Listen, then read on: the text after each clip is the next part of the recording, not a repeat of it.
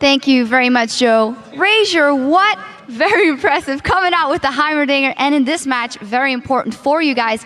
Tell me a little bit about the theory crafting. When did you decide to go for it? Why in this game? Well, we've seen a lot of good Heimerdingers in solo queue, and after the game last week, we said Gambit is very strong against us and has hit our number the entire season, so if we're going to pull out something crazy, let's do it against them.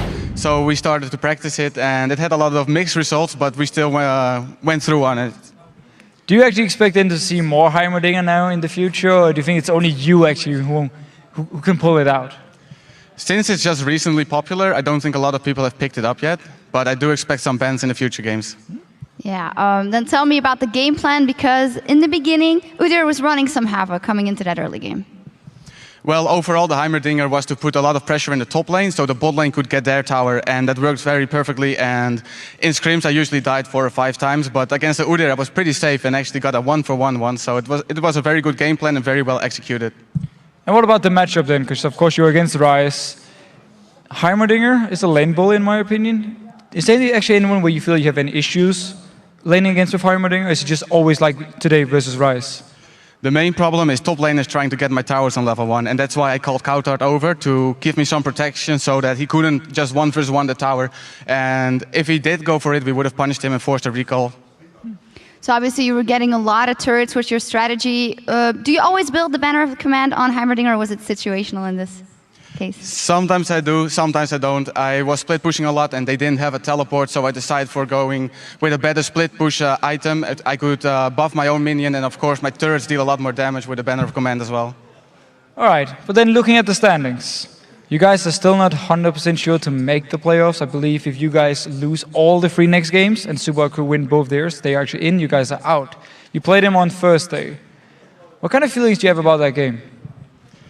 Well, after the results last week, we saw them climbing and getting closer to us, so we felt a lot of pressure. And going into this week, we know that the game against Super Hot Crew was going to be the most important one. But we put a lot of focus on Gambit, and we just hope to beat Gambit and SK, so we can avoid any pressure against Super Hot Crew. So a very clear game plan when it comes to the matchup you have got going for you. This Heimer pick, I don't want to concentrate on that too much, but just, did you feel like you have to come up with something really special? Did you feel like you were lacking when you went for those other picks right now? Not necessarily. We have large champion pools in all the lanes, but it's just a strategy that works very well against Gambit. Okay, but then Copenhagen Wolves again. Still talking playoffs here because it's the big deal for you guys. Let's say you guys actually qualify for playoffs. How far can you take it? It's tough to say. A lot of the teams here are almost equally skilled. Some have a little bit better individual skill, some have a little bit more teamwork. Our team specializes in lane swaps. That's what we probably have over some of the other teams. So in the playoffs, it's hard to call. Right, so SK, Super Hot Crew, and Alliance are all the teams you have to beat. After what you saw here today, what is your most realistic expectation for those games?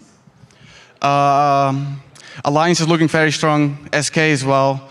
We have a chance, but I won't be surprised if they're small favorites. So maybe the Super Hot Crew one will be the defining game of the season for us. And I'd actually like to hear from you now, because obviously you guys played in the challenger scene, you dominated it so hard, went into relegation, you were the favorites coming in there. Now, this relegation here, let's say you guys do not drop down to relegation, but if you look at the challenger teams, how do you see the level actually compared to, let's say, the last relegation where you guys were obviously coming in as a challenge team? Do you think the new teams here are better, like NIP, Cloud9, whatever teams we have? I think they are a little bit weaker, but that's not to hate on them. It's just that right now, all the challenger teams from the last split, all the best challenger teams made it into the LCS. All right, one final question for you. As there were some new picks coming out today, how do you feel about the top meta right now? Because it seems like we've come past the point of that holy trinity. Yeah, I'm quite happy about it. I like to play a little bit more assassin AP type, so even though I might not play Renekton as much anymore, I'll enjoy this meta. All right, well, thank you very much. Congratulations on that victory. And now we're going to check in back with Joe and Quick Chat to see what the standings look like after today.